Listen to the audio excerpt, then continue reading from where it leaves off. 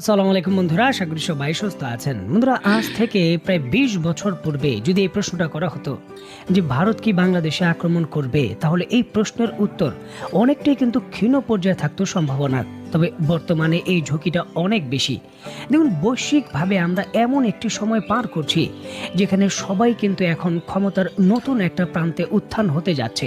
আর এর জন্য তারা চাচ্ছে নিজের ক্ষমতা প্রদর্শনের জন্য ছোট ছোট দেশগুলোকে টার্গেট করার জন্য। এটা শুধু বাংলাদেশ বা ভারতের ব্যাপার নয়, বৈশ্বিকভাবে সকল প্রান্তেই যারা উদীয়মান শক্তি হতে চাচ্ছে তারা ক্ষমতা দেখানোর জন্য এমনটা করতে চাচ্ছে। সার্বিক পরিস্থিতি এতটাই জটিল পর্যায়ে গেছে, স্ক্রিনে নিশ্চয়ই আপনারা দেখতে পাচ্ছেন দক্ষিণ কোরিয়ার মতো একটা সভ্য দেশ যারা কাজ ছাড়া দ্বিতীয় আর কিছু বোঝে না, সেই দেশের ভেতর পরিস্থিতি সামাল দেওয়ার জন্য সামরিক আইন জারি করা হয়েছে, জরুরি অবস্থা জারি করা হয়েছে। কারণ নিজের দেশের সার্বভৌমত্ব এবং স্থিতিশীলতা রক্ষা ছাড়া এটা ছাড়া আর কোনো উপায় নেই। এখন আমি ব্যক্তিগতভাবে বুঝি না যে বাংলাদেশের ভেতর কেন জরুরি অবস্থা জারি করা হচ্ছে না বা সামরিক আইন জারি করা হচ্ছে না, যে জায়গায় দক্ষিণ কোরিয়া এটা করতে পেরেছে। যে বহু মানুষ আমাকে ইমেল করে এই জিনিসটা জানতে চেয়েছেন যে ভারত কি বাংলাদেশে আক্রমণ করবে, আর যদি ভারত বাংলাদেশে আক্রমণ করে এই ক্ষেত্রে বাংলাদেশ সামরিক আসলে কি পদক্ষেপ নিতে পারে, বা ভারতের বিরুদ্ধে আমরা কতটুকু সামরিকভাবে প্রতিবাদ বা প্রতিরোধ করতে পারি। বন্ধুরা, আজকের এই ভিডিওতে অত্যন্ত গুরুত্বপূর্ণ এই ক্রিটিক্যাল জিনিসগুলো সামরিক দৃষ্টিকোণ থেকেই আমি বিশ্লেষণের চেষ্টা করব। আশা করি শেষ পর্যন্ত থাকবেন। দেখুন, একেবারে নিঃসন্দেহে ভারত বর্তমান পৃথিবীর অন্যতম বৃহত্তম মেজর একটা সামরিক পাওয়ার, এটা অস্বীকার করার জায়গা নেই।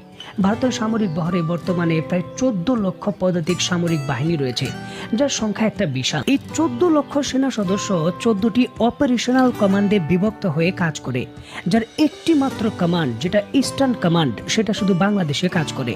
আর বাকি যে 13টি কমান্ড রয়েছে তারা কাজ করে পাকিস্তান এবং চীন সীমান্তে। বিষয়টা বুঝতে হবে যে পাকিস্তানের সঙ্গে বর্তমানে প্রায় 3310 কিলোমিটারের ভারতের সীমান্ত রয়েছে, আর চীনের সঙ্গে রয়েছে 3888 কিলোমিটার সীমান্ত। মানে দুইটা একত্রিত করলে প্রায় 7700 কিলোমিটারের মতো। এবং এই 7700 কিলোমিটার সীমান্তের মধ্যে চীনের প্রায় 4500 কিলোমিটার সীমান্ত, এগুলো কিন্তু আন্তর্জাতিকভাবে রেকগনাইজ নয়। মানে ভারত চীন কেউই কিন্তু এটা স্বীকার করে না, এটা কিন্তু আন্তর্জাতিকভাবে স্বীকৃত নয়। পাকিস্তানের সঙ্গেও প্রায় 1000 কিলোমিটারের বেশি এমন সীমান্ত রয়েছে যেটা আন্তর্জাতিক স্বীকৃত নয়, মানে ভারতের নয়, পাকিস্তানের নয়, এই ধরনের। এখন 5000 কিলোমিটার সীমান্ত এই ধরনের রয়েছে, যেই দেশ দখল করবে তার হয়ে যাবে। এখন বাংলাদেশের যে সীমান্ত রয়েছে আন্তর্জাতিকভাবে স্বীকৃত, এটা ভারতও স্বীকৃতি দিয়েছে যে এই সীমান্ত আপনাদের, এই সীমান্ত আমাদের। এর মানে হলো ভারত যদি বাংলাদেশে আক্রমণ করে এই সীমান্ত দখল করে, একটা সময় আন্তর্জাতিক চাপের কারণে এই সীমান্ত ছেড়ে দিতে হবে। তাছাড়াও এই সীমান্ত এলাকায় প্রচুর ঘনবসতি এলাকা রয়েছে যেগুলো কন্ট্রোল করাও সহজ নয়, ভারতকে অবশ্যই সেগুলো একসময় ছেড়ে দিতে হবে। তবে যেই সীমান্ত চীন এবং পাকিস্তানের মধ্যে রয়েছে সেগুলো বিরান ভূমি, মানুষ নেই, সেগুলো তারা যদি একবার দখল করে সেগুলো তারা ছাড়বে না। এখন প্রশ্নটা হলো যে ভারত এত বড় ঝুঁকি নিয়ে তাদের সেই 13টি কমান্ড ডিভিশন থেকে কোনো ধরনের সৈন্য কমিয়ে বাংলাদেশে আক্রমণের জন্য মুখ করতে পারবে না, কারণ ঝুঁকিটা বেশি। যতটুকু সীমান্ত তারা বাংলাদেশে দখল করবে তার থেকে 10 গুণ সেদিক থেকে চীন দখল করে নিয়ে যেতে পারে। বর্তমান পরিস্থিতিতে বাংলাদেশকে রক্ষা করার জন্য চীন আক্রমণ করবে ভারতে, এটা আমি বিশ্বাস করি না। তবে এটা বিশ্বাস করি যে বাংলাদেশের সঙ্গে যদি কোনো ঝামেলা হয়, ভারত তার সেনাবাহিনী সরিয়ে আনে, এই সুযোগটা চীন নেবে। দেখুন, বর্তমান শান্তিকালীন পরিস্থিতির মধ্যেই কিন্তু চীন ভারতের জায়গা দখল করে ফেলে, আর ওই সময় যদি সেনাবাহিনী সরিয়ে নেওয়া হয়, ফাঁকা মাঠে যে চীন গোল দেবে না তার কোনো গ্যারান্টি নেই। সুতরাং এটা অনেকটা পরিষ্কার যে বাংলাদেশের সঙ্গে যে কোনো সামরিক পদক্ষেপে ভারত শুধু তার যে ইস্টার্ন কমান্ড রয়েছে সেটা ব্যবহার করতে পারবে। এখন এই ইস্টার্ন কমান্ডের ভেতর 12টি ডিভিশন রয়েছে। যদি আপনি 15,000 করেও সেনা সদস্য ধরেন এক একটি ডিভিশনে, তাহলে এই ইস্টার্ন ডিভিশনে ভারতের 1,80,000 সোলজার রয়েছে। সুতরাং বাংলাদেশের প্রেক্ষাপটে এই অ্যামাউন্টটাই কিন্তু যুদ্ধক্ষেত্রে হবে, মানে বাংলাদেশকে মোকাবেলা করতে হবে 1,80,000 সেনা সদস্যকে। যদিও ভারতের কাছে বর্তমানে প্রায় 4500-এর মতো বিভিন্ন মেইন ব্যাটেল ট্যাঙ্ক এবং ট্যাঙ্ক রয়েছে, তবে এটাকে আপনি 14টি কমান্ড সেন্টারে যদি বিভক্ত করেন তাহলে ইস্টার্ন ডিভিশনে মাত্র 320টি ট্যাঙ্কই পড়ে। মানে এই 320টি ট্যাঙ্কই কিন্তু প্রবেশ করতে চেষ্টা করবে বাংলাদেশের ভেতর, যেটা প্রতিরোধ করা বাংলাদেশের জন্য খুব একটা বড় ব্যাপার হবে না। দেখুন, চট্টগ্রাম এবং আমাদের যে সিলেট এরিয়া রয়েছে সেগুলো অনেকটা পাহাড়ি এলাকা, সেখান দিয়ে ট্যাঙ্ক প্রবেশ সম্ভব নয়।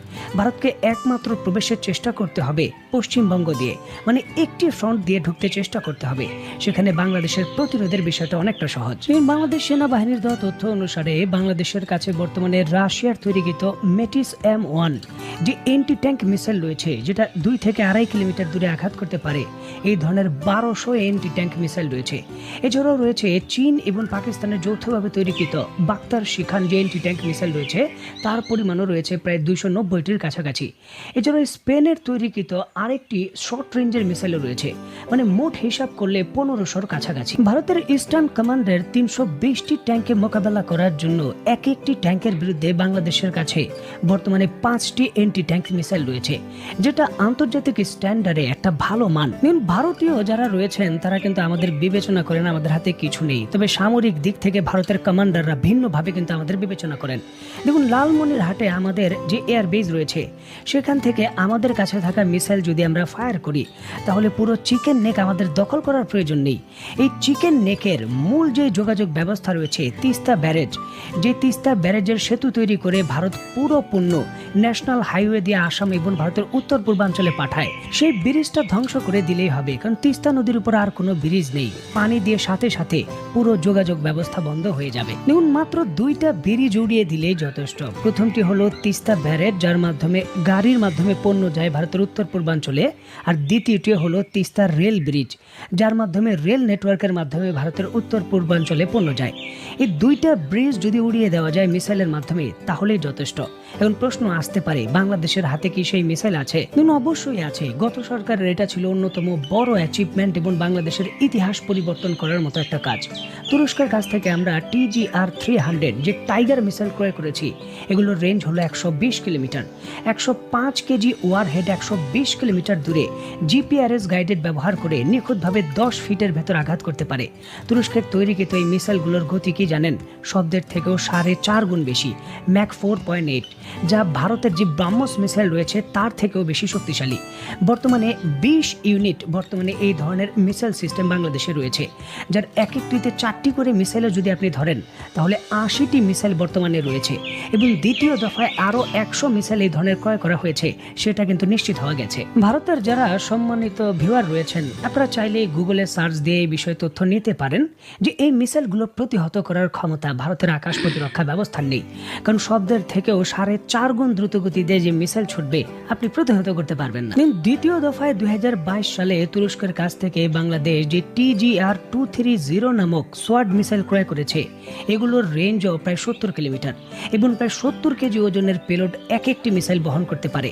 এবং নিশ্চয়ই দেখতে পাচ্ছেন এক একটি লঞ্চারের ভেতর 12টি করে মিসাইল থাকে। বাংলাদেশ অন্তত পক্ষে 18টি এই ধরনের ইউনিট ক্রয় করেছে, মানে 12 গুণ 18, প্রায় 220টির মতো এই মিসাইল বর্তমানে রেডি টু ফায়ার অবস্থায় রয়েছে। অন্তত পক্ষে 300 এমন মিসাইল আরো অতিরিক্ত রয়েছে যেগুলো আমরা লোড করিনি। আর এই সকল মিসাইলগুলোই শিলিগুড়ি করিডোরের সেই যে তিস্তা ব্যারেজ রয়েছে সেটা উড়িয়ে দিতে সক্ষম। কারণ ভারতের যারা রয়েছেন তারা শুধু এটাই বলেন বাংলাদেশের কাছে মিসাইল নেই। বাংলাদেশের কাছে যে সুপারসনিক মিসাইলের এত বড় গোডাউন পড়ে রয়েছে, সেই বিষয়ে কিন্তু কেউ কোনো বক্তব্য দেয়নি। যাই হোক, আমরা যুদ্ধ চাই না, কখনোই যুদ্ধ চাই না, যুদ্ধ কোনো ভালো কিছু নয়। তবে এই জায়গায় যদি আগ্রাসন করার চেষ্টা করে ভারত, বিষয়টা সহজ হবে না, অত্যন্ত পীড়াদায়ক হবে ভারতের জন্য। এই জিনিসটা পরিষ্কার। যদিও এখানে ভারত পুরোপুরিভাবে আক্রমণ না করলেও যথেষ্ট বড় ঝুঁকি রয়েছে আমাদের যে উত্তর পূর্বাঞ্চল রয়েছে, বিশেষ করে চট্টগ্রাম এবং এর আশেপাশের এলাকায় ভারত সার্জিক্যাল স্ট্রাইক পরিচালনা করতে চেষ্টা করবে।